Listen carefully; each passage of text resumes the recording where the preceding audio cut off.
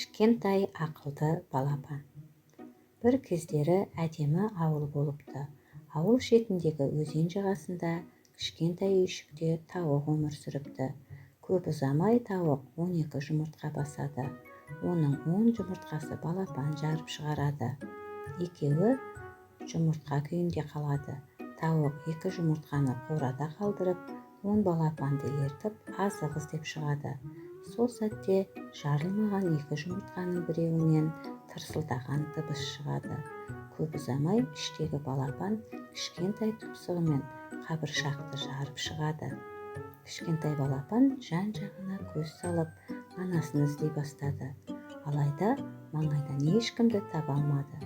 Көңілі түсіп кеткен балапан анасын іздеуге бел буады. Кішкене қанаттарымен бетін жауып алып, көшеге қарай беттейді.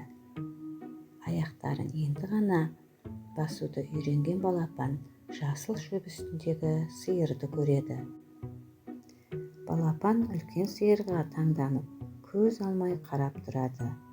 Бірнеше уақыттан кейін сиыр балапанға: «Сен неге маған таңданыспен қарайсың?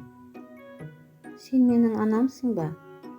Балапанның жазықсыз бейнесін көрген сиыр былай дейді: «Менің қандай үлкен әрі биік екенімді қара, сенің анаң менен әлде қайда кіші».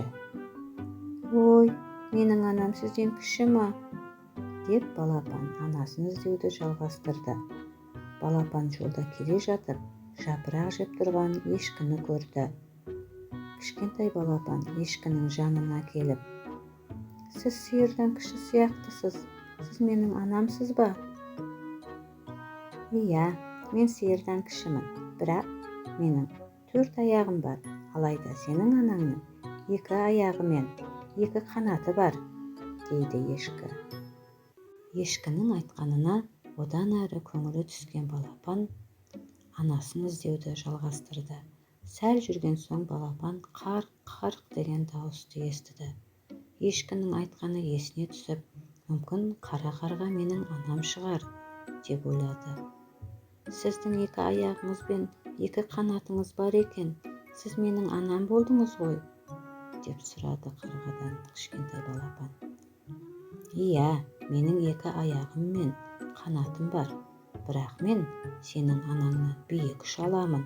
Оған қоса, сенің анаң менен биік, аяғы менікінен ұзын, және сенің анаң мен сияқты қарқылдамайды», деді қарға.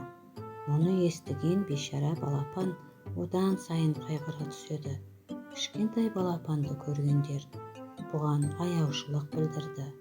«Қайғырма, тағы да байқап көр, сен міндетті түрде анаңды табасың», деп қарға ұшып кетті.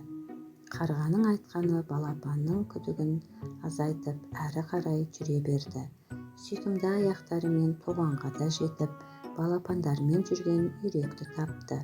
Қарғаның айтқандары сәйкес келетін үйректі көріп, балапан қатты қуанып кетті.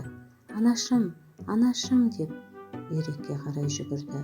Кішкентай балапанды көрген үйрек таңданып қалды. «Неге сонша таң қаласыз, анашым? Мен сіздің балаңызбын». «Жоқ, қымбаттым, мен сенің анаң емеспін», дейді үйрек ана. Балапан жылап жіберді. «Енді анамды ешқашан таба алмаймын», деп ойлай бастады. Кішкентай балапанның халін көрген үйрек ана оны аяп кетті. Балапанға махаббатқа толы көзбен қарап: «Сен неге жылайсың, қымбаттым? Мен саған көмектесемін», деді. Балапан оған басынан өткен оқиғаны айтып берді. «Ой, жаным, сенің анаң мен сияқты суда жүзбейді. Ол қыт-қыт деп жерде жүреді». Балапан мен үйректің әңгімесін естіп тұрған көгершін келіп: «Тоғанның соңына барсаң, анаңды табасың», деп ұшып кетті.